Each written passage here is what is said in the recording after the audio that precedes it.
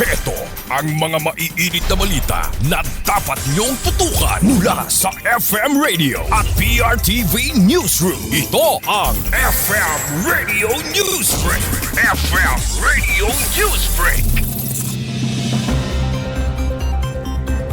Magandang umaga mga ka-vibes, narito na ang mga maiinit na balita para sa ating FM Radio Newsbreak. Naabot ng Pilipinas ang pinakamataas na antas ng Gross International Reserves o GIR sa kasaysayan matapos ito'y umabot sa $112.7 billion noong February 2026. Ayon yan sa paunang datos ng Bangko Sentral ng Pilipinas. Ayon naman sa BSP, ang reserbang ito ay katumbas ng 7.5 buwang importasyon ng kalakal at serbisyo, mas mataas sa international na pamantayan na 3 buwan lamang. Saklaw din ito ang 4.2 beses ng panandali ang utang panlabas ng bansa. Binubuo ng GIR ang foreign denominated securities, foreign exchange, mga gold, iba pang reserve assets. Isa sa mga nakatulong sa pagtaas nito ang pagmahal naman ng ginto sa pandaigdigang merkado. Ayon sa mga ekonomista, mahalaga ang record na antas ng reserba dahil nagbibigay ito ng mas malaking kakayahan sa BSP na ipagtanggol ang ating piso, bayaran ang utang panlabas at palakasin ang tiwala ng mga mamumuhunan sa ekonomiya naman ng Pilipinas. FM Radio Newsbreak. FM Radio Newsbreak. Samantala sa iba pang mga balita, pinaalalahanan ng Department of Energy o DOE ang mga oil companies at gasoline stations na mahigpit na sumunod sa umiiral na patakaran sa pagpresyo ng petrolyo upang maiwasan ang hoarding at anumang hindi otorisadong pagtaas ng presyo. Ang hakbang ay alinsunod sa utos ni Pangulong Ferdinand R. Marcos Jr. habang pinaigting din ang pagmamatsyag sa mga gasolinahan sa tulong ng Department of the Interior and Local Government at Philippine National Police.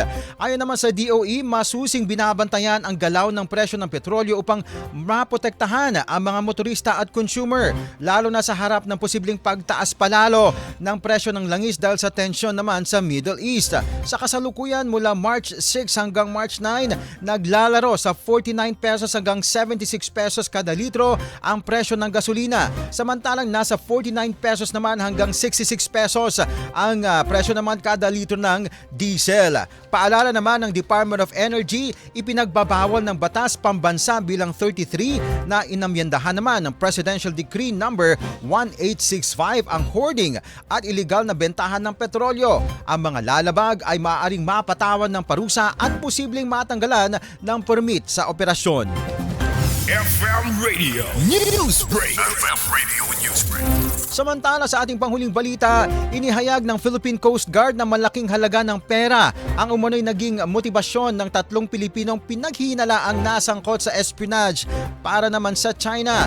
Ayon kay Roy Vincent Trinidad, tagapagsalita ng PCG para sa West Philippine Sea, umaabot sa 4 hanggang 6 na digits ang tinatanggap ng mga suspect kapalit ng mga impormasyong kanilang ibinibigay, bukod pa sa mga bonus mula sa kanilang mga humahandle naman sa kanila.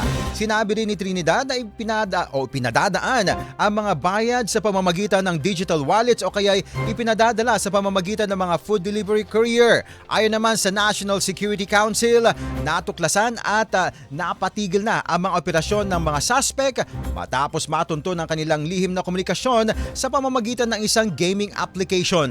Samantala, maring tinanggi naman ng Embassy of China sa Manila ang mga paratang at giniit na walang katotohanan ang mga akusasyon na nagre-recruit ang China ng mga Pilipino para sa espionage activities dito sa bansa. FM Radio Newsbreak. FM Radio Newsbreak.